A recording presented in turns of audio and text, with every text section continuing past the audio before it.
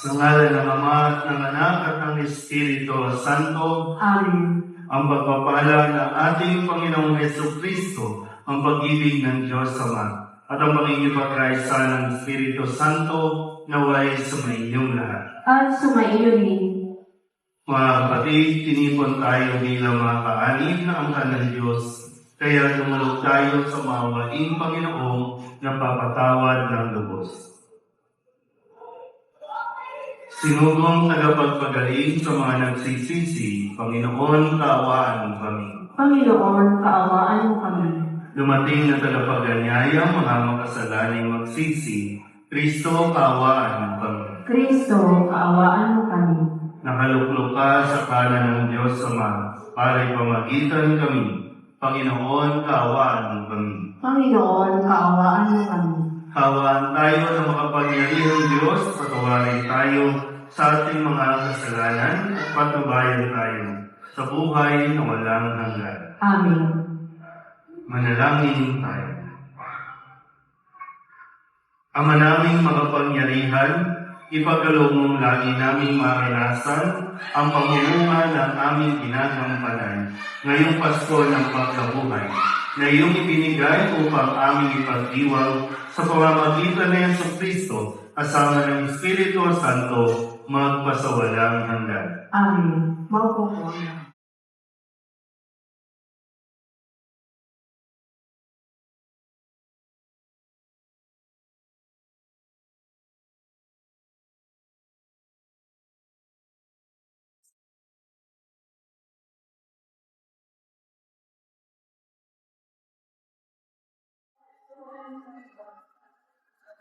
Pagbasa mula sa mga gawa ng mga apostol. Mula sa Troas, tuloy-tuloy kaming naglayag patungong Samotracia at kinabukasan sa Neapolis. Mula roon nagtungo kami sa Filipos, isang kolonyang Romano at pangunahing lungsod sa dakong iyon ng Macedonia. Nanatili kami roon ng ilang araw at ng araw na pamamahinga. Lumabas kami ng lungsod at nagpunta sa tabing ilog. Sa isang pook na inakala ng dakong panananginan ng mga Hudyo, naupo kami at nakipag-usap sa mga babaeng nagkakatipon roon. Kabilang dito ang isang nakangalang Lydia, taga Thyatira at nangangalakal ng mga telang purpura. Siya ay may takot sa Diyos. Binuksan ng Panginoon ang kanyang isip at siya ay naniwala sa ipinangangaral ni Pablo. Nagpabinyag siya at ang mga kasambahay niya. Pagkatapos sinabi niya, "Kung itinuturing mo ninyo akong tapat na lingkod ng Panginoon, doon po kayo tumuloy sa amin." Mahigpit ang kanyang anyaya, kaya hindi namin napahilian. Ang salita ng Diyos. Salamat sa Diyos. Sa tugunan ang ating pong tutugon, Panginoon nagagala sa hirang niyang mga anak. Kayo pong lahat. Panginoon nagagala sa hirang niyang mga anak. Ang Panginoon purihin awitan ng bagong awit.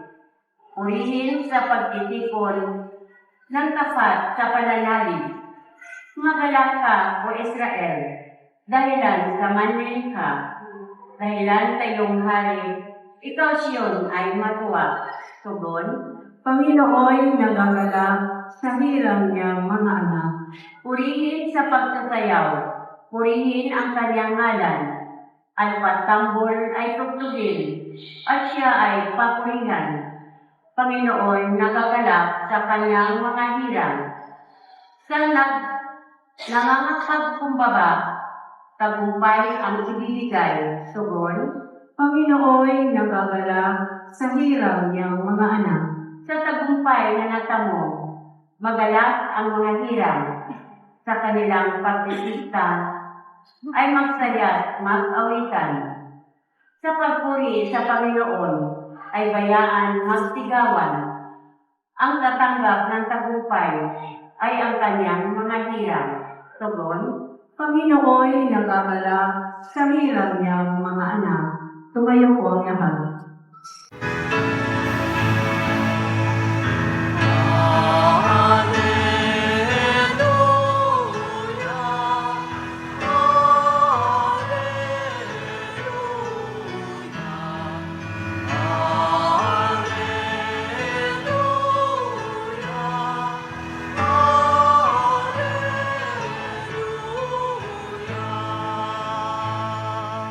Sumainyo ang Panginoon. At sumaiyo rin. Ang mabuting balita ng Panginoon ayon kay San Juan. Papuri sa iyo, Panginoon.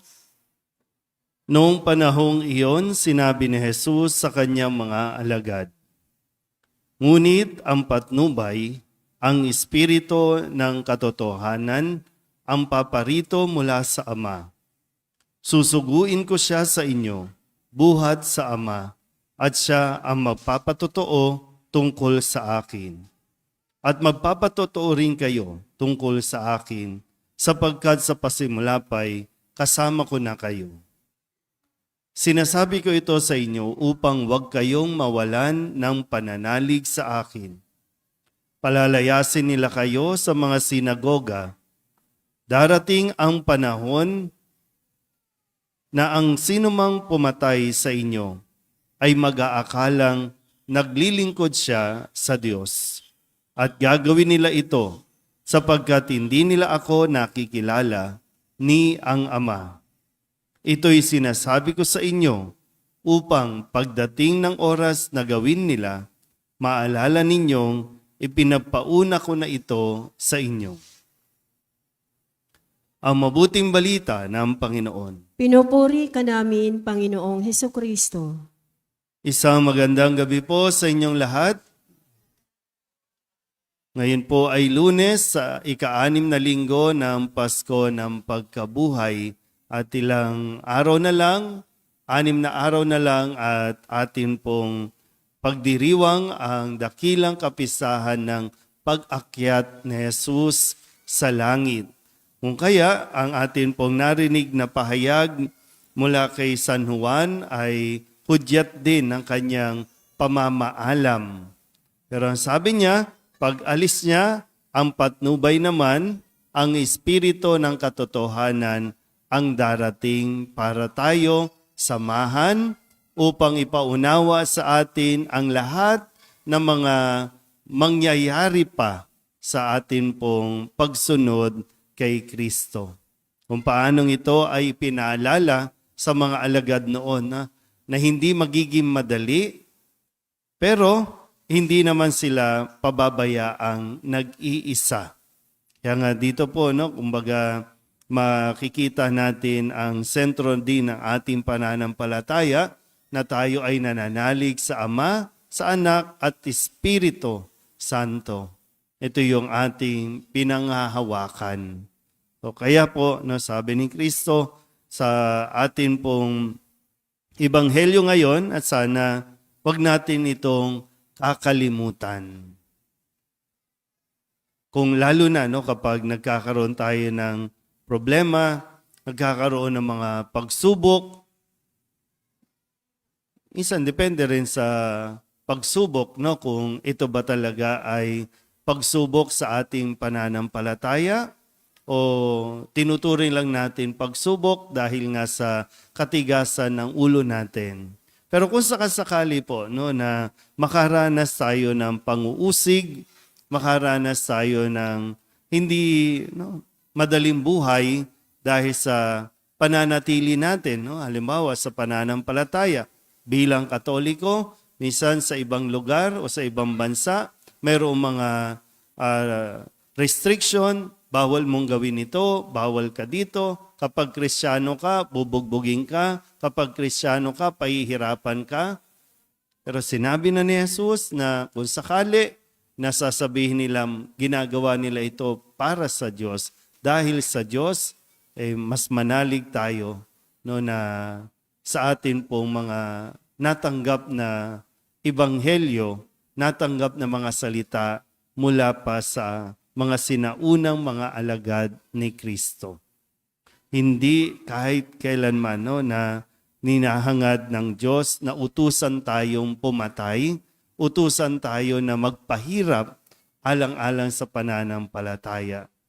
Ang kanya panawagan, tayo mismo ang mag-alay ng ating buhay alang-alang sa kanyang pag-ibig, alang-alang sa ating pagsunod sa kanya. Kaya nawa, no? Kung may mangyari man na mga paghihirap habang tayo po ay nagsisikap na mamuhay at mabuhay sa salita ng Diyos, kapitan natin ang kanyang mga ipinapaalala, kapitan at panghawakan natin ang kanyang mga inihabilin sa atin. Para isang araw, tayo po ay magkikita-kita doon sa lugar na kanyang ihahanda para sa atin. Amen? Alay namin aming buhay, aming buhay, bawat galaw at lumbay, bawat pangarap naming taglay aming tagla, sa palad mo, sa palad mo lagay. Manalangin kayo mga kapatid upang paghahain natin ay kalugdan ng Diyos sa mga makapangyarihan. Tanggapin nawa ng Panginoon itong paghahain sa iyong mga kamay sa kapurihan niya at karangalan sa ating kapakinabangan at sa buong sambayanan niyang banal. Ama naming lumikha, tanggapin mo ang mga alay ng iyong sambayanang natutuwa, ang pagkabuhay ng iyong anak na niloob mo ang aming ikatuwa ngayon ay papagbungahin mo ng galak na mananatili sa amin habang panahon. Sa pamamagitan niya, kasama ng Espiritu Santo, magpasawalang hanggan. Amen. Sumainyo ang Panginoon. At sumaiyo rin. Itaas sa Diyos ang inyong puso at diwa. Itinaas na namin sa Panginoon. Pasalamatan natin ang Panginoong ating Diyos. Marapat na siya ay pasalamatan. Ama naming makapangyarihan, tunay nga marapat na ikaw ay aming pasalamatan. Ngayong ipinagdiriwang ang paghahain ng Mesiyas, ang maamong tupa na tumubos sa aming lahat. Ang katawan ng anak mong sa krus na bayubay ay handog ng pag-ibig na walang kapantay. Ito ang paghahaing ganap mong kinalugdan. Ito ang nilonggati ng dating pag-aalay. Ang buong sarili ng anak mong si Jesus ay inihain sa iyo upang kami matubos. Siya ang dambana at paring naghahandog, siya pa rin ang tupang handog na ibinukod. Kaya kaysa ng mga anghel ang sisiawin ng papuri sa iyo, na walang humpay sa kalangitan, kami nagbubunyi sa iyong kadakilaan.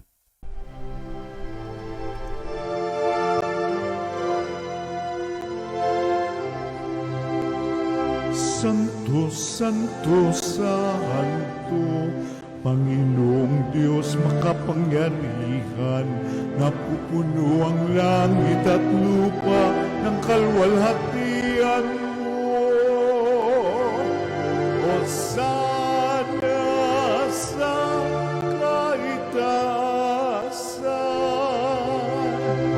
pinagpalang na paririto sa ngalan ng Panginoon. Hosana sa kaitaasan.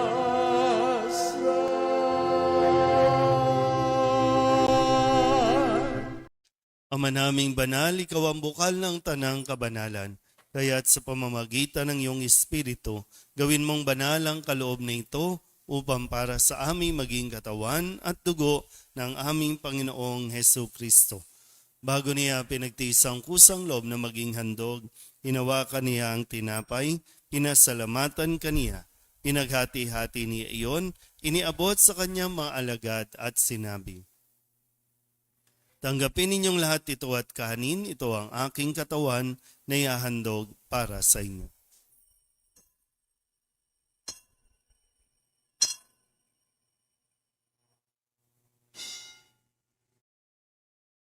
Gayun din naman nang matapos ang hapunan, hinawakan niya ang kalis, muli kaniyang pinasalamatan. Iniabot niya ang kalis sa kanyang mga alagad at sinabi, "Tanggapin ninyong lahat ito at inumin. Ito ang kalis ng aking dugo, ng bago at walang hanggang tipan. Ang aking dugo na ibubuhos para sa inyo at para sa lahat sa ikapagpapatawad ng mga kasalanan. Gawin ninyo ito sa pag-alaala sa akin."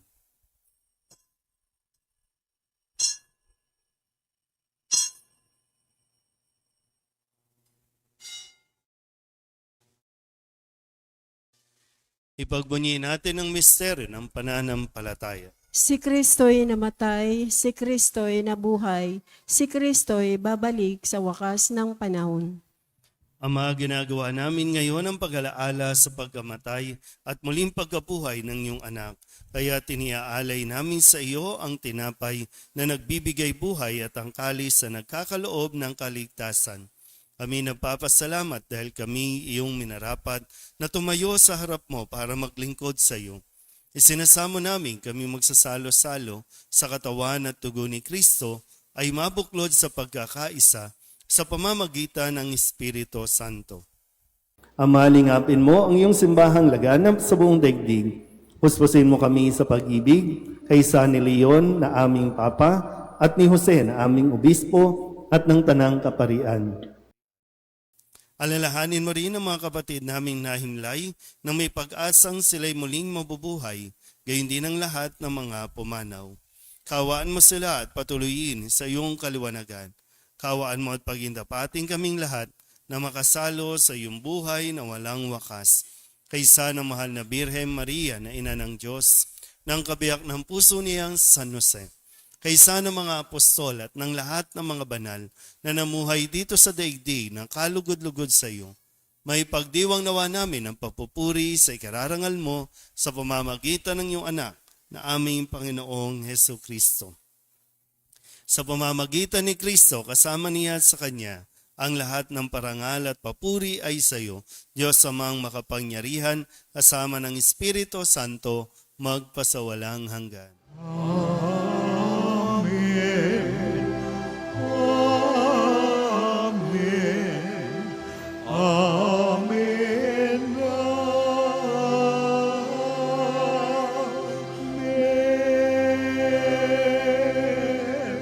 Sa tagubilin ng mga nakagagaling na utos at turo ni Jesus sa Panginoon natin at Diyos, ipahayag natin ang lakas loob.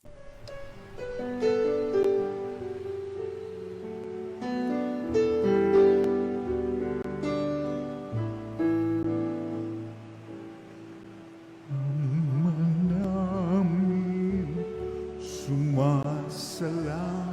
ka, sambahin ang ngalan mo, mapasamin ang kaharian mo, sundin ang loob mo dito sa lupa para nang sa langit. Bigyan mo po kami ngayon ng aming kakanin sa araw-araw at patawarin mo kami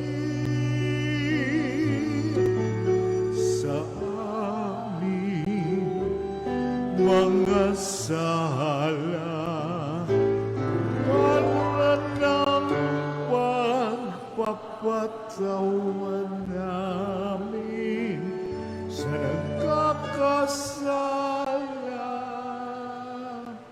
sa amin. At huwag mo kaming ipagdulot sa tukso,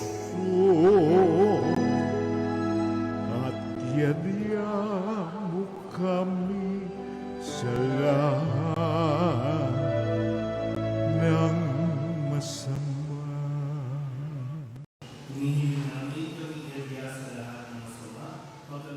kapayapaan araw-araw, iligtas sa kasalanan at ilayo sa lahat ng kapahamakan, samantalang aming pinananabikan ang dakilang araw ng pagpapahayag ng tagapagligtas naming si Hesu Kristo. Sapagkat iyo ang kaharian at ang kapangyarihan at ang kapurihan magpakailanman. Amen. Panginoong Hesu Kristo, sinabi mo sa iyong mga apostol, kapayapaan ang iniiwan ko sa inyo, ang aking kapayapaan ang binibigay ko sa inyo. Tunghayan mo ang aming pananampalataya at huwag ang aming mga pagkakasala. Pagkalooban mo kami ng kapayapaan at pagkakaisa ayon sa iyong kalooban kasama ng Espiritu Santo magpasawalang hanggan. Amen. Ang kapayapaan ng Panginoon ay laging sumainyo. At sumaiyo rin. Magbigayin po tayo ng kapayapaan sa isa't isa.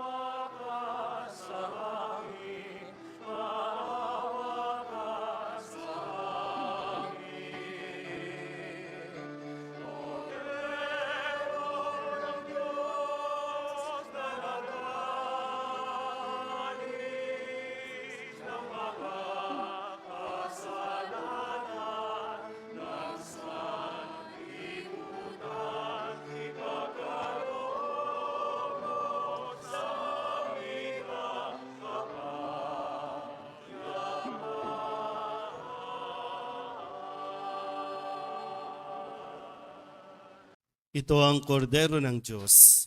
Ito ang nag-aalis ng kasalanan ng sanlibutan. Mapalad ang mga inaanyayahan sa kanyang piging. Panginoon, hindi ako karapat-dapat na magpatuloy sa iyo, ngunit sa isang salita mo lamang ay gagaling na ako. Katawan ni Kristo, Amen.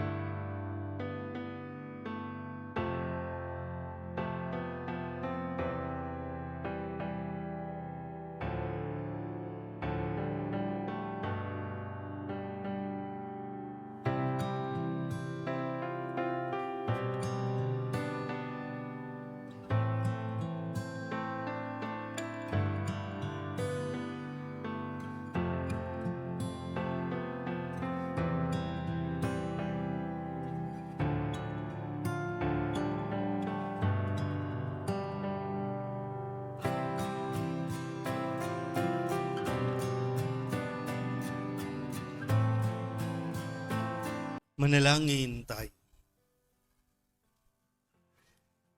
Ama naming mapagmahal, tunghayan mo at lingapin ang iyong sambayanan na minarapat mong makinabang sa piging na pang magpakailanman. Ipagkaloob mo kami maluwalhating makarating sa pagkabuhay na magtatampok sa amin sa iyong piling.